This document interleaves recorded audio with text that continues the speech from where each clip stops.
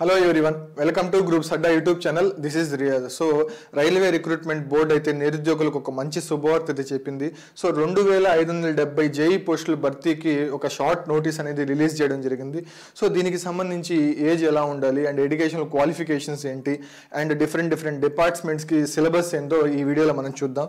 So నిన్న మనకి ఒక షార్ట్ నోటీస్ అనేది రిలీజ్ చేయడం జరిగింది. సో ఇందులో recruitment of various posts of junior engineers, depot material superintendent, DMS and chemical and metallurgical assistant కి సంబంధించి షార్ట్ నోటీస్ ఇది. So opening date of application వచ్చేసి October 31, opening date of application వచ్చేసి October 31 and closing date of submission of application వచ్చేసి November 30.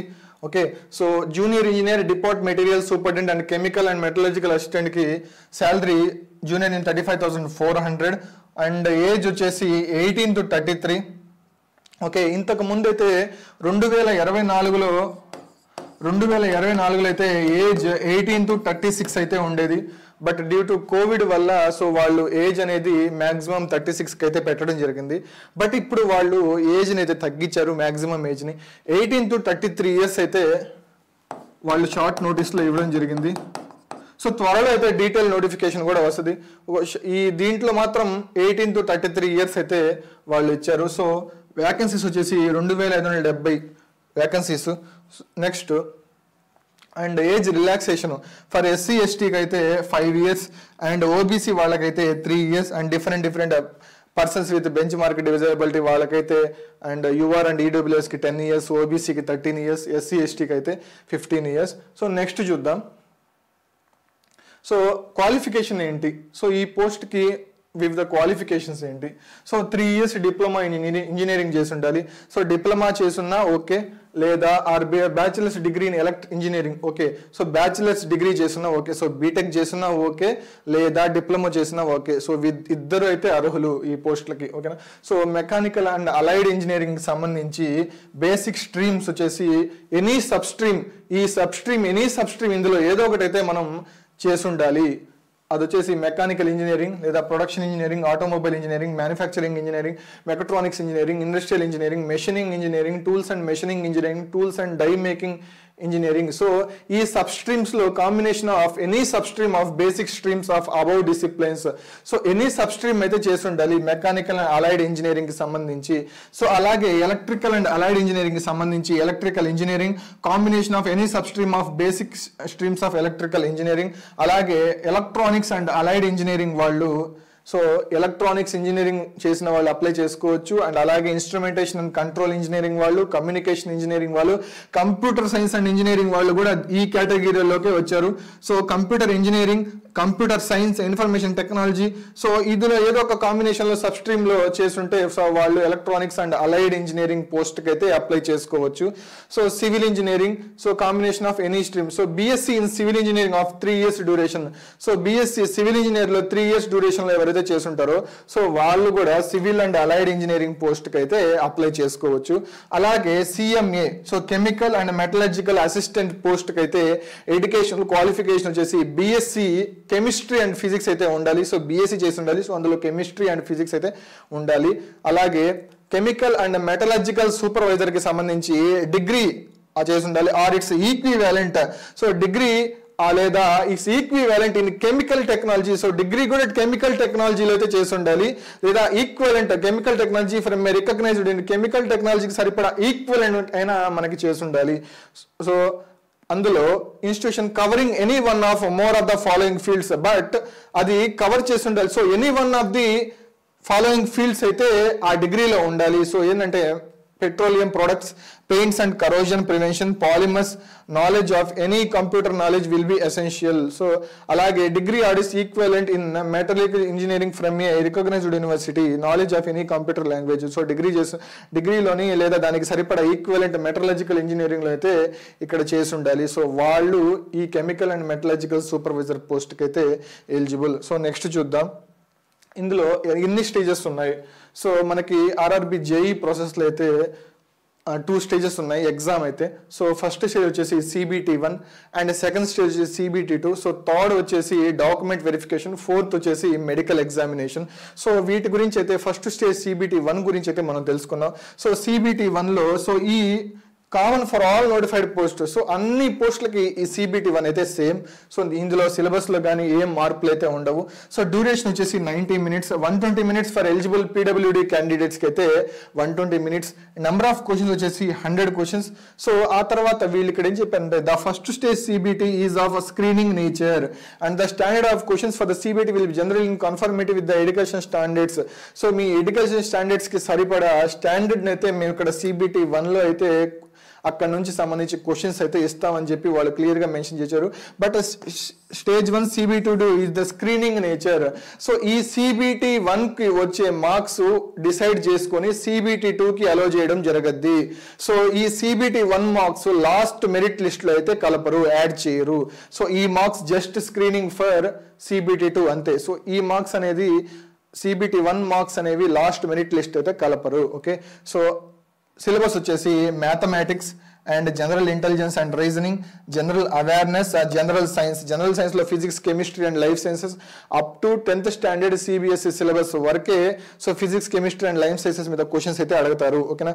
So mathematics వచ్చేసి 30 questions 30 marks and general intelligence and reasoning వచ్చేసి 25 questions 25 marks and general awareness వచ్చేసి 15 questions 15 marks and general science నుంచి అయితే 30 questions 30 marks. So total 100 questions అయితే 100 marks. So ఆ తర్వాత CBT1కి సంబంధించిన సిలబస్ అయితే ఇది. సో నెక్స్ట్ స్టేజ్ CBT2 చూద్దాం. So minimum qualification marks in CBT1 వచ్చేసి 40% ఫర్ అన్రిజర్వ్డ్ అండ్ EWSకి 40%, OBCకి 30%, SCకి 30%, STకి 25%. So next stage second stage CBT అయితే చూద్దాం. So shortlisting of candidates for the second stage CBT shall be based on the normalised score obtain by. So 1:15 times. So కమ్యూనిటీలో suppose కమ్యూనిటీలో మనకి 20 పోస్టులు ఉంటే సో వాళ్ళు ఏం చేస్తారంటే 15 times of 20 అయితే వాళ్ళు CBT2కి అయితే అలో చేస్తారు. అంటే దగ్గర 300 మందిని అలాగైతే వాళ్ళు CBT2కి అలో చేస్తారు. ఇది జస్ట్ నార్మల్ క్యాలిక్యులేషన్స్ మీకు అర్థమయ్యేదానికి వేశాను. సో చాలా మంది thousands of people అయితే ఉంటారు. సో కమ్యూనిటీలో 20 పోస్టులు ఉంటే సో 15 times అయితే వాళ్ళని స్క్రీనింగ్ చేస్తారు CBT2కి. ఓకే, సో డ్యూరేషన్ వచ్చేసి 120 minutes. So 160 minutes for eligible PWBD candidates and number of questions వచ్చేసి 150 questions. సో CBT1లో అయితే 100 questions, ఇక్కడ 150 questions. సో ఇక్కడ టెక్నికల్ రిలేటెడ్ కూడా యాడ్ అవుతాయి. ఓకేనా. సో సిలబస్ వచ్చేసి general awareness, physics and chemistry up to 10th standard CBSE syllabus. So చాలా మంది అడుగుతారు సార్ ఫిజిక్స్ అండ్ కెమిస్ట్రీ సంబంధించి స్టాండర్డ్స్ ఎక్కడి వరకు వస్తాయి. సో వాళ్ళు ఇక్కడ క్లియర్గా మెన్షన్ చేస్తున్నారు up to 10th standard CBSE syllabus. So basics of computer and applications and basics of environment pollution control, technical abilities. So general awareness వచ్చేసి 15 questions 15 marks and physics and chemistry మీద నుంచి 15 questions 15 marks. Basics of computer and applications 10 questions 10 marks and basics of environment and pollution control నుంచి 10 questions 10 marks. So technical abilities వచ్చేసి 100 questions. Okay, so CBT1లో అయితే aptitude reasoning అయితే ఉంది, but ఇక్కడ లేదు. So దానికి బదులుగా సో 100 marksకి అయితే ఈ 4 parts ఇవ్వడం జరిగింది. సో 50 marksకి అయితే ఈ 4 parts ఇవ్వడం జరిగింది. సో టెక్నికల్ ఎబిలిటీస్ నుంచి 100 marksకి అయితే ఇవ్వడం జరిగింది. Total 150 questions. So 120 minutes. Okay, so CBT2కి సంబంధించిన ఇన్ఫర్మేషన్ అయితే ఇది. సో మినిమం క్వాలిఫైయింగ్ మార్క్స్ వచ్చేసి అన్రిజర్వ్డ్కి 40%, EWSకి 40%, OBCకి 30%, SCకి 30%, STకి 20%. సో ఇక్కడ ఒక ఇంపార్టెంట్ పాయింట్ అయితే ఉంది చూడండి. So virtual calculator will be made available on the computer monitor during second stage CBT. So first stage CBTలో అయితే క్యాలిక్యులేటర్ ఉండదు. ఓకే, సో సెకండ్ స్టేజ్ CBTలో అయితే వర్చువల్ క్యాలిక్యులేటర్ అనేది కంప్యూటర్ మానిటర్ మీద వాళ్ళు సెట్ చేస్తారు. Okay, so virtual calculator availability అయితే మనకి CBT2లో అయితే ఉంటుంది. ఓకేనా. సో దీనికి సంబంధించి ఇంకా సిలబస్ విషయానికి వస్తే so civil engineering, so syllabus for civil and allied engineering for JEE వాళ్ళకి engineering mechanics, building constructions, so building materials, construction of substructure, construction of superstructure, building finishes, building maintenance, building drawing, concrete technology, surveying, computer aided design, geotechnical engineering and hydraulics, irrigation engineering, mechanics of structure, theory of structures, design of concrete structures and design of steel structures, transportation engineering. Okay, next highway engineering, environmental engineering, advanced construction techniques and equipment, estimating and costing, contracts and accounts. So civil ki సంబంధించి syllabus అయితే ఇది. So అలాగే syllabus for electrical and allied engineering వచ్చేసి basic concepts, circuit laws, magnetic circuits, AC fundamentals, measurement and measuring instrument, electrical machines, synchronous machines, generation, transmission and distribution, estimation and costing and utilization of electrical energy. So next basic electronics. So ఇవైతే electrical సంబంధించిన subjects. అలాగే syllabus for electronics and allied engineering JEE పోస్ట్కి అయితే electronic components and materials, electronic devices and circuits, digital electronics, linear integrated circuits, micro processor and micro controllers, electronic measurements, communication engineering and data communication and networks, computer programming, basic electrical engineering. So electronics వాళ్ళకి సంబంధించి subject అయితే syllabus అయితే ఇది. So అలాగే mechanical and allied engineering వాళ్ళకి JEE job కి సంబంధించి syllabus అయితే engineering mechanics, material science, strength of materials and welding, grinding and finishing work, metrology and fluid mechanics and hydrology engineering, so industrial management, thermal engineering. So RRB జేఈలోని different post department పోస్ట్కి సంబంధించిన syllabus అయితే ఇది. So అందరైతే ఒక విషయం గుర్తుపెట్టుకోవాలి. So చాలామంది చెప్తారు CBT1 అనేది ఇందులో కూడా ప్రొవైడ్ చేశారు, CBT1 అనేది స్క్రీనింగ్ నేచరే అని చెప్తే చాలామంది అయితే జస్ట్ క్వాలిఫై అయితే చాలు కదా CBT2కి ఎంటర్ అయ్యేదానికి అని చెప్పి అనుకుంటారు. సో అది రాంగ్. సో అలా చాలామందికి అలా అనుకునే జాబ్స్ అయితే పోయాయి. సో ఎలా అంటే మనకి CBT1 ఎగ్జామ్ అయ్యాక వాళ్ళు ప్రతి ఒక్క పోస్ట్కి మినిమం కట్ ఆఫ్ అనేది రిలీజ్ చేస్తారు. సో ఆ ప్రతి ఒక్క పోస్ట్కి మనం ఆ కట్ ఆఫ్ని క్వాలిఫై అయితేనే, ఇన్ కేస్ మనకి ఫస్ట్ CBT2లో CBT1లో 50 మార్క్స్ వచ్చి CBT2లో మీకు 100 మార్క్స్ వచ్చినా కూడా మిమ్మల్ని అలో చేయరు. ఎందుకు అంటే మీరు ఫస్ట్ CBT1లో ఆ పోస్ట్కి కట్ ఆఫ్ మీరు క్వాలిఫై కాలేదు.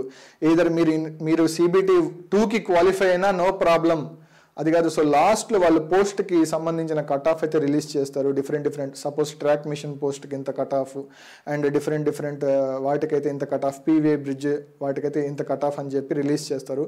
సో మీరు ఆ కట్ ఆఫ్లో కనుక మీరు క్వాలిఫై, మీ మార్క్స్ రాకపోతే మీకు సెకండ్ ఎగ్జామ్లో మీకు 110 వచ్చినా సరే మీకు ఎలిజిబుల్ అయితే చేయరు. సో డాక్యుమెంట్ వెరిఫికేషన్కి అలో చేయరు.